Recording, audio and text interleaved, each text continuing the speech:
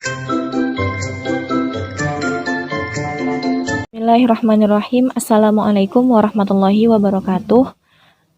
Alhamdulillahirrabbilalamin. Puji syukur kita panjatkan kehadirat Allah Subhanahu wa Ta'ala, yang mana pada hari ini kita masih diberikan nikmat kesehatan juga kesempatan sehingga dapat melanjutkan perkuliahan kita.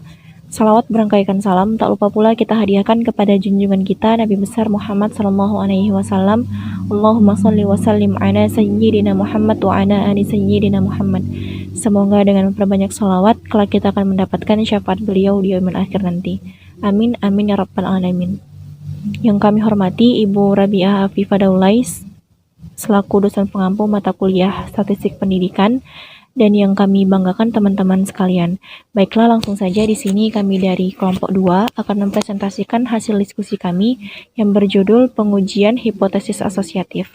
Adapun pemateri pertama hari ini adalah Rizky Putri Ananda Siregar yang akan membahas tentang pengertian hipotesis asosiatif. Kepada Rizky dipersilakan. Baik, saya Rizky Putri Ananda Siregar. Di sini saya akan menyampaikan materi pertama tentang pengertian hipotesis asosiatif. Asosiatif bermakna sebagai sebuah hubungan, di mana hubungan yang dimaksud yaitu korelasi antara satu variabel atau fenomena dengan fenomena atau variabel yang lain yang terdapat dalam sebuah sampel yang diambil dalam sebuah populasi. Dengan demikian, kejadian pada sampel akan digeneralisasikan ke dalam sebuah populasi di mana sampel tersebut diambil. Studi tentang asosiatif terhadap variabel penelitian termasuk ke dalam statistik induktif atau disebut juga dengan statistik inferensial. Statistik ini umumnya dipergunakan untuk menganalisis data yang bersifat kuantitatif atau data interval maupun data rasio. Namun sering juga data kualitatif yang dianalisis melalui statistik induktif. Tetapi data-data kualitatif terlebih dahulu dikuantitatifkan dengan cara memberikan skor atau bobot pada data-data kualitatif tersebut. Misalnya, data kualitatif bersifat ordinal tentang berat badan seseorang mencakup sangat berat, berat, cukup berat, ringan, dan sangat ringan. Kemudian untuk bisa dipergunakan dalam statistik induktif, maka data ordinal tersebut diberikan bobot atau skor. Misalnya, untuk sangat berat bobotnya 5, berat bobotnya 4, cukup berat bobotnya 3, ringan bobotnya 2, dan sangat ringan bobotnya 1. Dalam dunia statistika, hubungan antar variabel dikenal dengan istilah korelasi. Jadi, pengertian korelasi dalam statistika yaitu kajian yang menyangkut tentang hubungan atau korelasi antar variabel. Persoalan yang muncul dalam korelasi antar variabel adalah sifat korelasi itu sendiri. Apakah dia bersifat simetris, kausal, ataukah dia interaktif? Sedangkan uji korelasi itu sendiri sangat bervariatif tergantung dari jenis data yang akan dilakukan pengujian hubungan. Jika kedua data yang akan dicari korelasinya berbentuk skala interval, maka korelasi yang dipergunakan yaitu teknik korelasi person-product moment. Jika kedua data yang akan dicari korelasinya berbentuk skala ordinal, maka korelasi yang dipergunakan yaitu teknik korelasi tata genjang atau rank order correlation. Dan jika kedua data yang akan dicari korelasinya berbentuk skala interval dengan data berskala nominal, maka korelasi yang dipergunakan yaitu teknik korelasi point biserial atau point biserial correlation. Dalam dunia penelitian, bentuk asosiatif dikenal dalam 3 bentuk hubungan variabel, yaitu pertama hubungan simetris, yaitu variabel tinggi badan dengan variabel berat badan. Yang kedua, hubungan sebab akibat atau hubungan kausal, yaitu variabel jumlah barang atau jasa dengan variabel jumlah pembelian.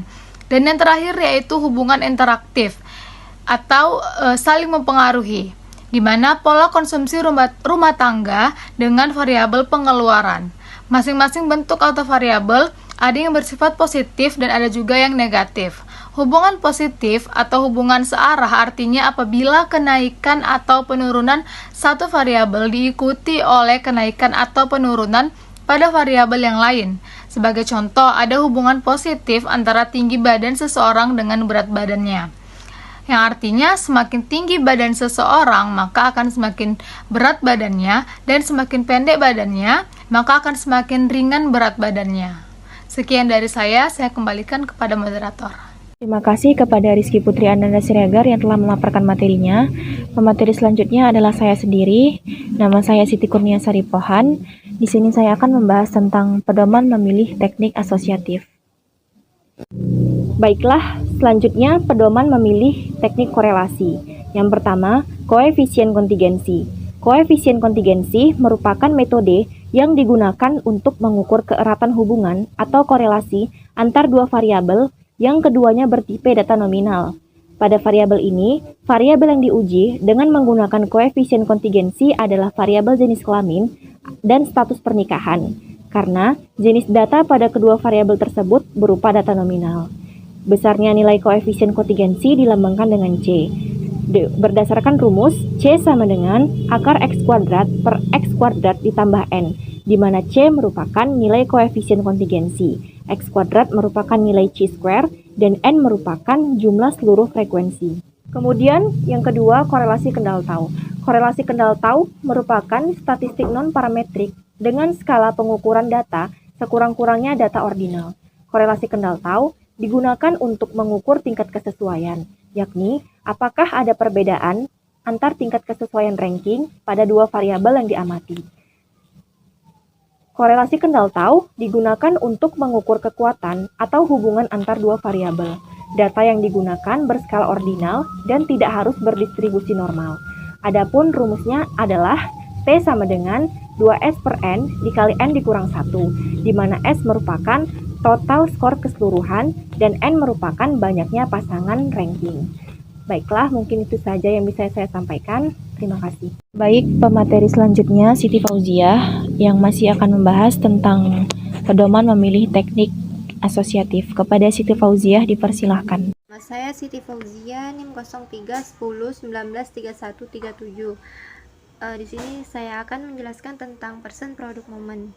Uji persen produk momen merupakan salah satu dari beberapa jenis uji korelasi yang digunakan untuk mengetahui derajat keeratan hubungan dua variabel yang berskala interval atau rasio, di mana dengan uji ini akan mengembalikan nilai koefisien korelasi yang nilainya berkisar antara min 1, 0, dan 1.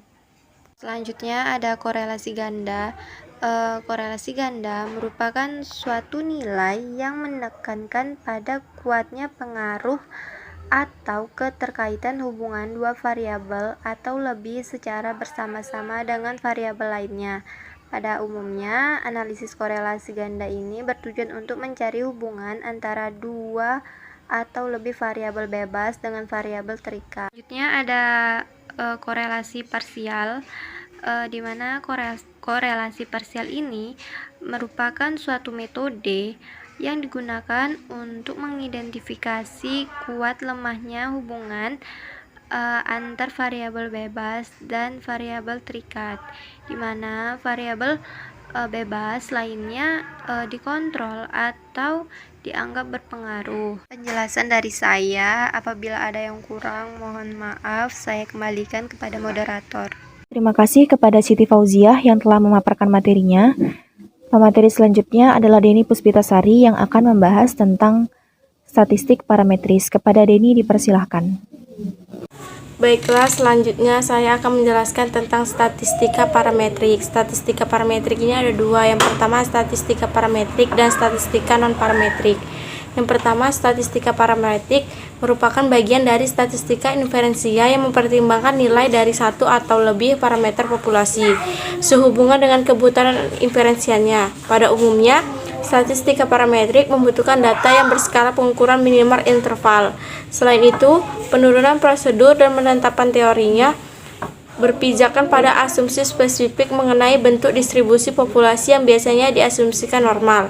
Selanjutnya itu statistika non-parametrik. Statistika non-parametrik merupakan bagian dari statistika inferensia yang tidak memperhatikan nilai dari satu atau lebih parameter populasi.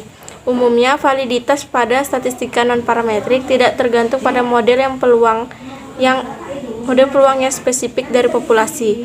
Statistika non-parametrik menyediakan metode statistika untuk menganalisis data yang distribusinya tidak dapat diasumsikan normal. Dalam statistika non-parametrik, data yang dibutuhkan lebih banyak yang berskala ukur nominal atau ordinal. Selanjutnya, Secara umum, statistik parametrik digunakan untuk data dalam jumlah besar yang biasanya di atas 30. Distribusi data adalah normal atau data dapat dianggap normal. Data bertipe interval atau rasio. Jika salah satu asumsi di atas tidak terpenuhi, seperti jika data cukup banyak namun tidak berdistribusi normal atau tipe data adalah nominal atau ordinal, maka metode statistika non-parametrik dapat digunakan. Mungkin hanya itu yang bisa saya sampaikan. Saya kembalikan kepada moderator. Baik, terima kasih kepada Dini Puspitasari yang telah memaparkan materinya. Pemateri selanjutnya adalah Dwika Amalia Azahra yang akan membahas tentang korelasi ganda. Kepada Dwika dipersilahkan. Baiklah, saya Dwika Amalia Azahra, NIM 0310193141 akan melanjutkan materi selanjutnya, yaitu kolerasi ganda. Kolerasi ganda merupakan suatu nilai yang menekankan pada kuatnya pengaruh atau keterkaitan hubungan dua variabel, atau lebih secara bersama-sama dengan variabel lain. Pada umumnya, analisis kolerasi ganda bertujuan untuk mencari hubungan antara dua atau lebih variabel bebas dengan variabel terikat. Selain itu, analisis korelasi ganda juga dipergunakan untuk mencari kuat atau lemahnya hubungan antara dua atau lebih variabel independen terhadap variabel independen. Mungkin segitu saja yang bisa saya sampaikan. Saya kembalikan ke moderator. Baik, saya Wulan Purna Mas Arifinia akan menjelaskan tentang contoh hasil uji korelasi. Nah, kelompok kami di sini memilih tentang korelasi sederhana atau korelasi produk momen. Nah, korelasi ini digunakan untuk mencari hubungan dua variabel atau lebih bila datanya berbentuk interval atau rasio dan sumber datanya sama. Nah, rumus yang digunakannya adalah RXE sama dengan sigma XY per akar sigma X pangkat 2 sigma Y pangkat 2, di mana RXY itu adalah korelasi antara variabel X dan Y, sedangkan XY adalah perkalian antara variabel X dan variabel Y, dan X itu adalah merupakan hasil dari X1 dikurang X, di mana X1 itu adalah data dari soal tersebut dikurang dengan X atau rata-rata. Nah, begitu juga dengan variabel Y, yaitu Y1 dikurang Y, di mana Y1 itu adalah datanya, sedangkan Y adalah rata-rata dari Y. Nah, teman-teman dapat lihat di PPT bahwa ada tabel, yaitu tabelnya untuk keperluan interpretasi terhadap koefisien korelasi, maka menggunakan panduan berikut. Nah, interval koefisien antara 0,00 sampai 0,199, yaitu tingkat hubungannya sangat rendah. Nah, sampai 0,80 sampai 1,00 itu adalah tingkat hubungan sangat kuat. Teman-teman dapat lihat di PPT soalnya, dilakukan penelitian untuk mengetahui ada tidaknya hubungan antara metode pengajaran aktif dengan minat siswa pada mata pelajaran IPA kelas 5 SD. Dilakukan pengukuran terhadap 10 responden secara acak sehingga memperoleh data berupa skor metode pengajaran aktif yaitu X1 dan minat siswa yaitu Y1 sebagai berikut. Nah, teman-teman dapat lihat hasil nilai ujiannya. Nah, yang ditanya itu ada tidaknya hubungan antara metode pengajaran aktif dengan minat siswa pada mata pelajaran IPA, di mana HO yaitu tidak ada hubungan, sedangkan HA terdapat hubungan, dengan taraf kesalahan yaitu 5%. Lalu cara menjawabnya itu dengan membuat tabel. Yang pertama, data di soal itu kita buat menjadi tabel X1 dan Y1. Kemudian kita jumlahkan semua datanya, yaitu dengan sigma X1 yaitu sebanyak 700, sedangkan sigma Y1 yaitu sebanyak 200. Lalu kita buat rata-rata dari X, di mana rata-ratanya yaitu 700 per 10. Nah, kenapa 10? Karena ada 10 data, sehingga rata-ratanya yaitu 70, sedangkan rata-rata dari Y yaitu 20. Lalu di tabel samping S1 Y1-nya itu adalah X, di mana X adalah hasil pengurangan dari data X1 dikurang dengan rata-rata. Kita misalkan aja, misalnya data di kolom pertama yaitu sebanyak 80. Kita kurangin dengan rata-ratanya yaitu jadi 70. Berarti 80 dikurang 70 adalah 10, sehingga di kolom X adalah hasilnya 10. Begitu juga seterusnya dengan tabel Y, yaitu di mana Y adalah data di Y1 dikurang dengan rata-rata Y. Kita contoh, misalnya di Y1 kolom pertama ada 30, baru dikurang dengan rata-ratanya yaitu 20, sehingga kolom di Y yaitu 10. Kemudian di sebelah kolom X dan Y ada kolom X pangkat 2 dan Y pangkat 2. Nah, X pangkat 2 itu adalah hasil kuadrat dari X dan Y. Misalnya X di kolom pertama yaitu 10, berarti 10 pangkat 10 adalah 100. Dan di kolom Y pangkat 2, yaitu berarti di Y ada 10, berarti 10 kali 10 menjadi 100. Lalu di sebelah kolom X pangkat 2, Y pangkat 2, yaitu adalah kolom X dan Y. Hasil perkalian antara X dan Y, di mana di kolom pertama X adalah 10, sedangkan di kolom pertama Y juga 10, berarti 10 kali 10 yaitu 100. Nah, setelah kita dapat hasil dari X pangkat 2, Y pangkat 2, dan X kali Y, kita jumlahkan semua. Hasil dari jumlah X pangkat 2 yaitu sigma X pangkat 2 sama dengan 2000. Sedangkan hasil dari Y pangkat 2 yaitu sigma Y pangkat 2 yaitu 600. Sedangkan X kali Y dengan sigma X Y yaitu 1000. Oke, langsung saja kita masukin ke rumusnya, yaitu RXY sama dengan sigma XY per akar sigma X pangkat 2 dikali sigma XY pangkat 2. Nah, masukkan saja nilai sigma XY yaitu 1000 per akar sigma X pangkat 2 yaitu 2000 dikali dengan sigma Y pangkat 2 yaitu 600. Sehingga hasilnya 1000 per 10, sehingga hasilnya 1000 per 1095,44. Sehingga hasilnya adalah 0,9128. Nah, teman-teman dapat lihat bahwa hasilnya adalah positif, berarti ada hubungan, berarti ada korelasi positif antara metode pengajaran aktif dengan minat siswa dalam mata pelajaran IPA kelas 5 SD.